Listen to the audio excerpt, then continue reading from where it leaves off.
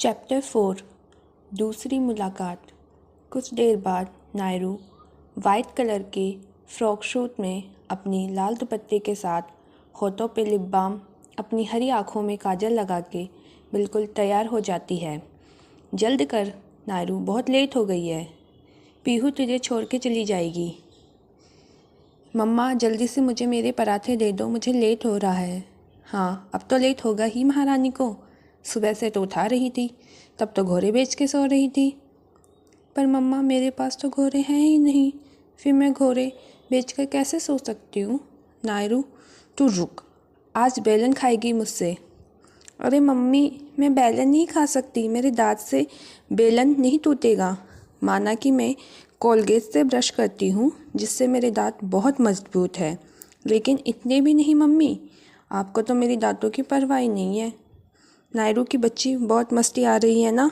इससे आगे नायरू कुछ कहती मिसेस वर्मा जल्दी से उसके मुंह में आलू के पराठे का एक बड़ा सा टुकड़ा डाल देती है और हमारी नायरू बस अपनी मम्मी को देखती रह जाती है। नायरू जल्दी से अपना खाना खा के अपने घर से निकलती है, पर उसके निकलते ही कोई उसके पीछे से पकड़ लेता है और दो मुक्के उसकी पीठ पर मार देता है। पीहू की बच्ची, मैं तुझे छोड़ूंगी नहीं। इतनी ज़ोर से क्या कोई किसी मासूम को मारता है? देख, मुझे तो लगता है मेरी हड्डियां ही टूट गई। क्या तुझे मुझ जैसे मासूम और प्यारी लड़की पे दया नहीं आई? इसके आगे नायरू कुछ कहती, पीहू उसके मुंह पे हाथ रखकर उसे चुप करा देती है। अरे मेरी मम्मी चुप हो जा, इतने भी जोर से नहीं मारा था मैंने तुझे जो तू इतनी बकवास कर रही है, और हरकत तो तेरी मार खाने वाली ही है। किसने कहा था?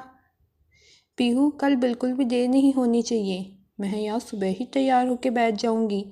ये महारानी पता नहीं कहाँ फरमा रही थी घर में, और कहाँ तू भी ना पीहू इतनी बेवकूफ़ है। इससे आगे नायरू कुछ बोलती, उसकी नज़र पीहू से जा मिली जो उसे तीखी नज़रों से घूर रही थी।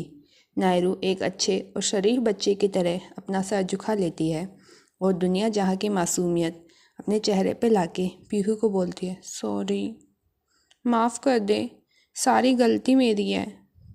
पीहू जो नायरू की चाल समझ नहीं पाती और उसके झांसे में फंस जाती है और फिर खुद ही अफसोस करने लगती है कि उसने कुछ ज़्यादा ही बोल दिया। वही नायरू पीहू का चेहरा देख समझ जाती है कि उसका काम हो गया और शरारती ढंग से मुस्कुराने लगती है, क्योंकि उसे पता था अब आगे क्या होने वाला है। पीहू जैसे ही दोबारा नायरू को देखती है वो वापस से अपने कैरेक्टर में आ जाती है और अब रोने जैसा मुंह बनाने लगती है। इससे पहले नायरू अपना ड्रामा शुरू करती, उसे पीछे से सर पर फिर से एक टपली लगती है जो उसकी मम्मी ने उसे मारा था। वो कब से दरवाजे पर खड़ी होकर उसकी नौटंकी देख रही थी। दरअसल वो नायरू को लंच देने आई थी, जो नायरू जल्दी जल्दी में छोड़ के आ गई थी। बंद कर अपनी नौटंकी, क्यों बेचारी पीहू को परेशान कर रही है? मम्मा आपको तो मुझे छोड़ सब अच्छी लगती हैं, एक मैं ही आपकी बदमाश लगती हूँ। देखना एक दिन आप लोगों से इतनी दूर चली जाऊँगी ना, बुलाने पर भी नहीं आऊँगी। हाँ हाँ चली जाना नौटंकी कही की। ले पहले अपना लंच कर और जहाँ जाना है वहाँ जा, मेरी तो कोई वैल्यू ही नहीं है। चल अब नहीं तो आज कॉलेज की छुट्टी हो जाएगी। हाँ तो मैं कहाँ से देर कर रही हूँ, चल आज स्कूटी मैं चलाऊँगी। नायरू की आखिरी लाइन सुनते ही पीहू जो हंस रही थी अचानक सदमे में चली जाती है। यहाँ नायरू तो अपने धुन में जाकर स्कूटी पे बैठ जाती है, अपने फेस को अच्छी तरह से कवर कर लेती है, जो हर लड़की करती है धूल मिट्टी से बचने के लिए। वही पीहू जल्दी से हरकत में आती है और नायरू के पास पहुँच जाती है। नायरू मेरी जान, देख आज मुझे चला लेने दे, तू फिर कभी चला लेना।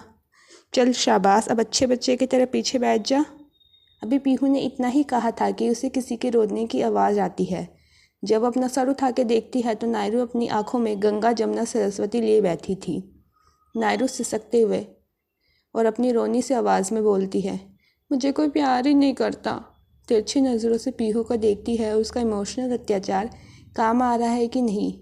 वही पीहू नायरू को ऐसे रोता नहीं देख सकती थी, क्योंकि वो और नायरू बचपन से दोस्त थे। भले ही दोनों झगड़ ले, मार ले, एक दूसरे से नाराज़ हो जाएं, पर दोनों ही एक दूसरे की कमज़ोरी थी कि दोनों एक दूसरे का रोना बर्दाश्त नहीं कर सकती थी। और ये बात हमारी नायरू बहुत अच्छी तरह से जानती थी, जिसका वो बखूबी इस्तेमाल भी कर रही थी। पीहू भी नायरू के जाल में फंस जाती है और उसे स्कूटी चलाने की परमिशन दे देती है। नायरू ने पीहू को परमिशन तो दे दी, पर अब वो भगवान को याद करते हुए उसके पीछे बैठ जाती है और ख़ुद को अच्छे से कवर कर लेती है। पीहू इतना डर क्यों रही है, ये आगे ही आपको पता चलेगा। नायरू मस्ती से स्कूटी को पूरी स्पीड से चला रही थी और साथ में गुनगुना रही थी कि अचानक अपने सामने से आती हुई काली लंबी गाड़ी को नहीं देख पाती और स्पीड कम और स्कूटी को संभालने के चक्कर में उस काली गाड़ी को ठोक देती है। वही गाड़ी का ड्राइवर अब बुरी तरीके से डरने लगता है, क्योंकि उसके पीछे बैठा राक्षस अब जाग चुका था, वो भी सामने वाली लड़की के कारण।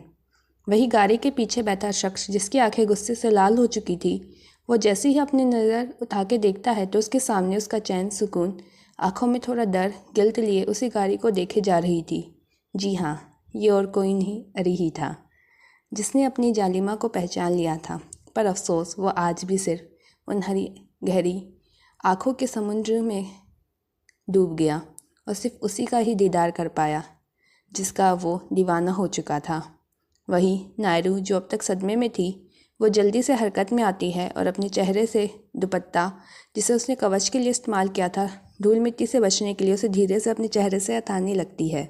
वही जैसे जैसे नायरू अपने चेहरे से दुपट्टा हटा रही थी, यहाँ किसी की धड़कन की स्पीड बढ़ती जा रही थी। अरी, जो अपनी गाड़ी में बैठा था, सामने अपनी जालिमा के दीदार में डूबा था, वो अपनी जुनूनी नज़रों से उसकी हर एक हरकत को नोटिस कर रहा था।